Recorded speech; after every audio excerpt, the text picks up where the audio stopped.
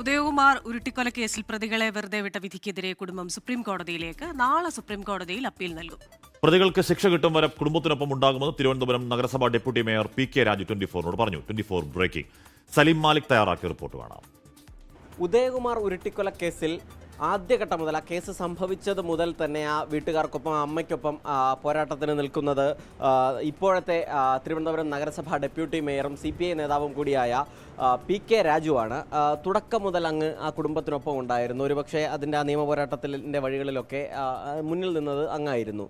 ഇപ്പോൾ അവരെ വെറുതെ വിട്ടിരിക്കുന്ന ഒരു സാഹചര്യം കൂടിയുണ്ട്. അന്ന് ആദ്യ പ്രതികരണത്തിൽ പറഞ്ഞിരുന്നത് സുപ്രീം കോടതിയിലേക്ക് പോകും എന്നുള്ളതാണ്. അതിൻ്റെ നടപടികൾ ഇതുവരെയായി.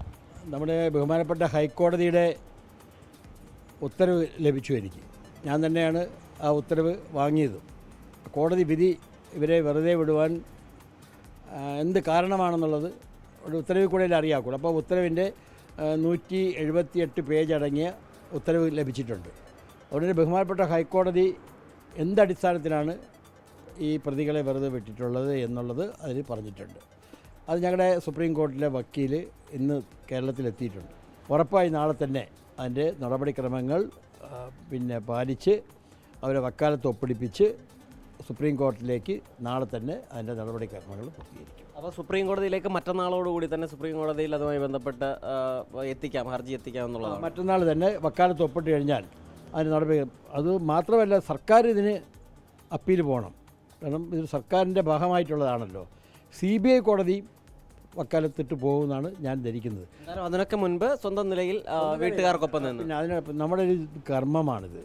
ഞാൻ എപ്പോഴും പറയുന്നത് കേരളത്തിലെ പോലീസ് ലോകത്തിന് മാതൃകയായതുകൊണ്ട് തന്നെ ഇത്തരം ആൾക്കാരെ തിരഞ്ഞുപിടിച്ച് തന്നെ നമ്മൾ മാതൃകാപരമായി ഉദയകുമാറിൻ്റെ അമ്മയ്ക്ക് ഒരു മകനേ ഉള്ളൂ, അത് ഉദയകുമാറാണ്.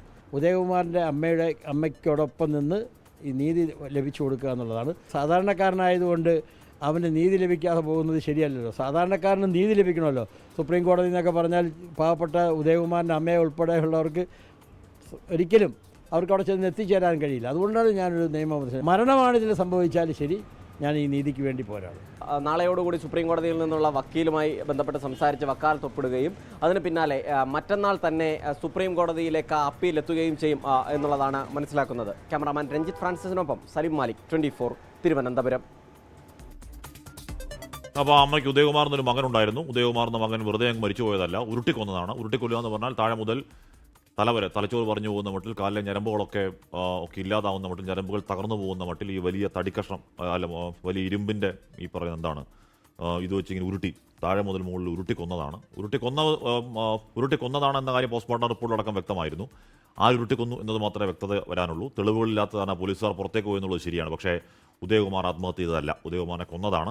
അപ്പോൾ ആ അമ്മയ്ക്ക് ഒരു പാവ അമ്മയാണ്, സാധു അമ്മയാണ്. അത് എങ്ങോട്ട് പോകണം, ആരെ വിളിക്കണം എന്നറിയാത്ത നമ്മുടെ വെളിച്ചെണ്ണയുടെ കുറിപ്പ് എഴുതിയ ഒരു ചെറിയ പേപ്പർ കഷ്ണം, ആരെ വിളിക്കണം മോനെ എന്ന് ചോദിച്ചുകൊണ്ട് മാധ്യമപ്രവർത്തകരോട് നടക്കുന്നുണ്ട്. സങ്കടമാണത് കാണുന്നത്. ആ അമ്മയ്ക്ക് നീതി കിട്ടട്ടെ. തീർച്ചയായും.